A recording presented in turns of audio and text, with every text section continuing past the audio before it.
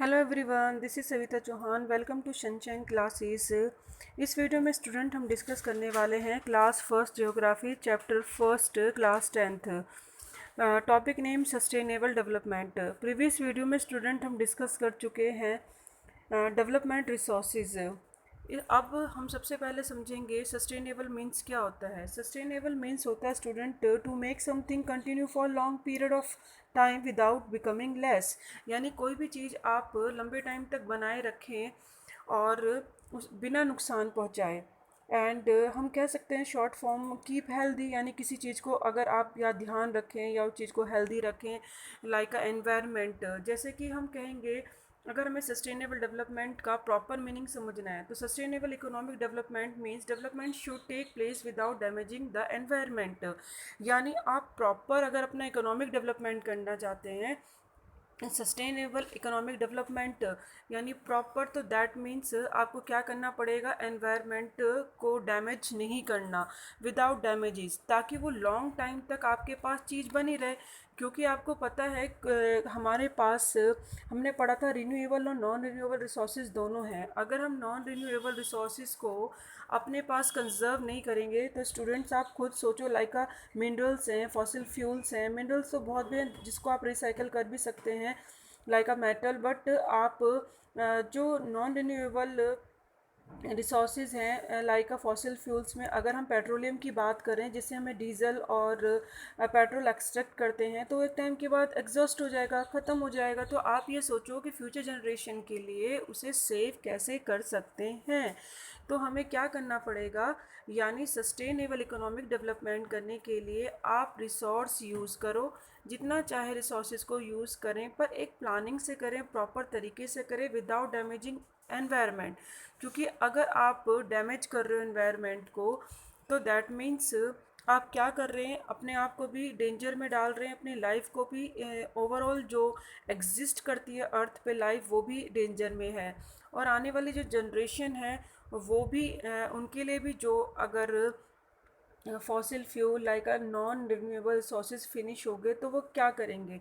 Like a car petrol diesel से चलती है तो आप ये सोचो क्या कार वो चला पाएंगे, क्योंकि सारा पेट्रोलियम और डीजल ख़त्म हो जाएगा। तो वो किस तरीके से फ्यूचर में अपने लिए अपने आप को सर्वाइव कर पाएंगे। तो इसीलिए स्टूडेंट हमें एक ऐसा डेवलप करना चाहिए जिससे कि कोई डैमेज ना हो एनवायरनमेंट में, और डेवलपमेंट इन प्रेजेंट में डेवलपमेंट हो, अच्छी तरीके से विकास होना चाहिए, but should not compromise with the needs of the future generation.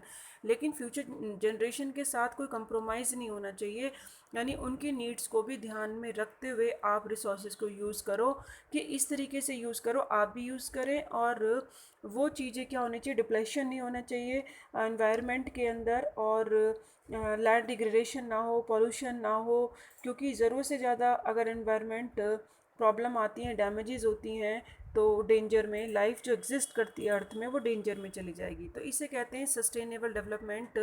यानी हमें इस तरीके से डेवलप करना है जो कंटिन्यू बनी रहे resources to make continue for a long period of time without becoming less. किसी चीज़ की कमी हुए बिना, यानी कमी भी ना हो, और वो लॉन्ग टाइम तक फ्यूचर जनरेशन के लिए बनी रहे।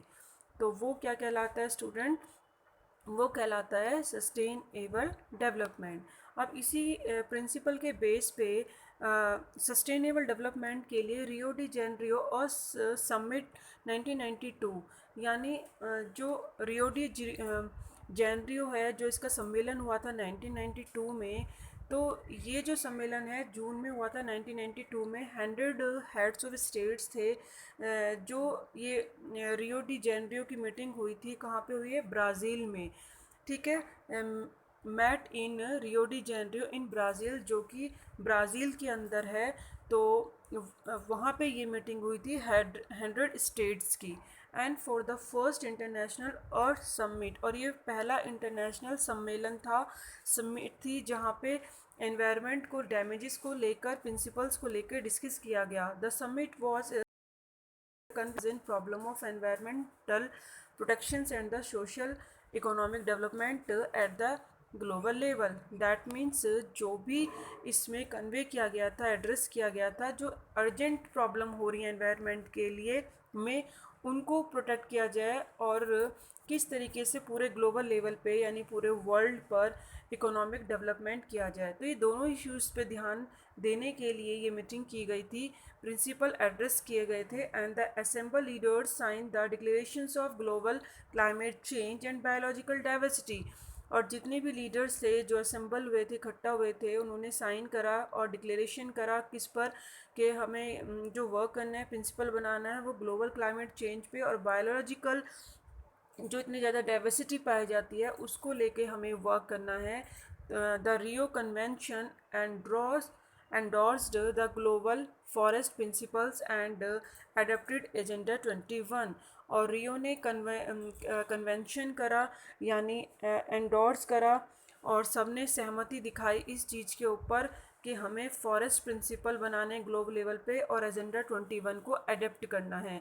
तो दो ये प्रिंसिपल किसने दिए, रियो दी जेनरियो समिट 1992 में जो सम्मेलन हुआ था, उन्होंने ये दो प्रिंसिपल दिए कि हमें इस पे वर्क करना है, एक ग्लोबल फॉरेस्ट प्रिंसिपल पे वर्क करना है एंड सेकंड जो उनका एजेंडा 21 है। तो इन दोनों पे सहमति दिखाई सब ने और इसको अचीव करने के लिए कि हमें 21st सेंचुरी में सस्टेनेबल डेवलपमेंट करना ही करना है। तो इसको अचीव करने के लिए ये दो प्रिंसिपल बनाए गए। और अब हम देखेंगे एजेंडा 21 क्या है उसमें से। तो एजेंडा 21 तो है स्टूडेंट एक ऐसा declaration sign by the world leaders 1992 at the United Nations conference on environment and development.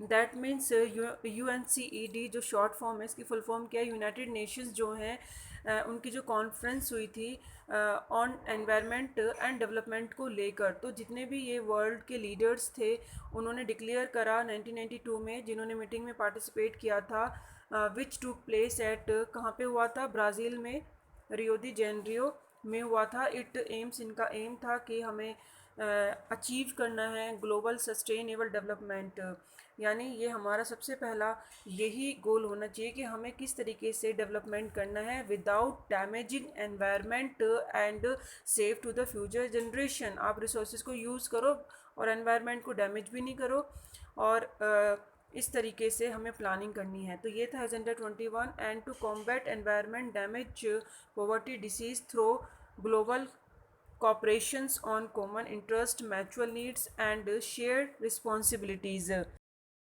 जो उनका मेन सामना होना था एजेंडा में, जो उनका मेन एजेंडा है किस चीज़ का उनको कॉम्बैट करना है, एक तो एनवायरनमेंट डैमेज, ये तो सबकी प्रॉब्लम है, गरीबी आप जानते हो कंट्री के अंदर, बीमारी, और हम दे सकते हैं। तो ये सब कॉमन इश्यूज़ थे जिस पे एक ग्लोबल कॉपरेशन दिखाया गया कि हमें सबको मिलके काम करना है और सबने इस पे कॉमन इंटरेस्ट दिखाया और ये सबकी मैचुअल नीड्स है और सबको अपनी अपनी रिस्पॉन्सिबिलिटी को देखना पड़ेगा। हर कंट्री को उनके जो इंटरेस्ट हैं, जो उनकी लोकल कंट्री के अंदर जो प्रॉब्लम है, सबको इस चीज़ पर वर्क करना पड़ेगा, जब जाके हम लोग एजेंडा 21 को कंप्लीट कर सकते हैं। तो one major objective of the agenda 21 is that every local government should draw its on local agenda 21। Main इसका अब यहाँ पे ये ऑब्जेक्टिव बोला है कि एजेंडा 21 का मेन उद्देश्य क्या था, यानी जो लोकल गवर्नमेंट है, हर कंट्री की जो गवर्नमेंट है, वो अपने अपने इश्यूज़ को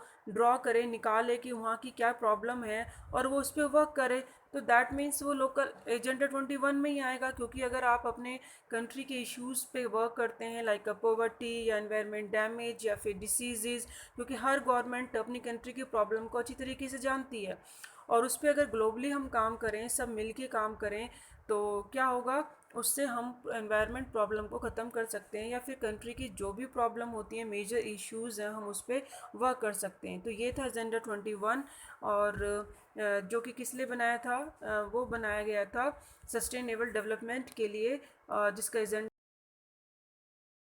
सेंचुरी तक हमें ये एजेंडा को कंप्लीट करने के लिए वर्क करना पड़ेगा सबको मिलके। ये ब्राज़ील के अंदर जो प्लेस है, जो रियो डी जेनेरियो, वहाँ पे मीटिंग हुई थी, 100 स्टेट्स के जो हेड थे वो आए थे और उन्होंने यहाँ पे मीटिंग में पार्टिसिपेट लिया। 1992 में ये हुई थी। तो आपको वन वर्ड के क्वेश्चंस आ सकते हैं। तो ओवरऑल आपको ये स्टार्टिंग की 2-3 लाइन तो आपको माइंड में रखनी है। ईयर ध्यान रखना है, नेम ध्यान रखना है, कितने स्टेट से हेड आए थे यानी प्रेसिडेंट थे जिन्होंने पार्टिसिपेट लिया, और एजेंडा 21 का ऑब्जेक्टिव क्या है। तो ये सारी चीज़ें आपको ध्यान रखनी है। ये nothing but is very important perspective of sustainable development, क्योंकि एग्ज़ाम में डायरेक्टली सस्टेनेबल डेवलपमेंट भी पूछा जाता है, और इंटरनल क्वेश्चन अगर वन वर्ड के आ गए तो यू कैन डू इट, आप कर सकते हैं अगर आपको नॉलेज है। तो इसी के साथ ही आज का हमारा टॉपिक फिनिश होता है। नेक्स्ट हम टॉपिक पढ़ेंगे resources planning. Thank you so much. Keep watching, keep learning.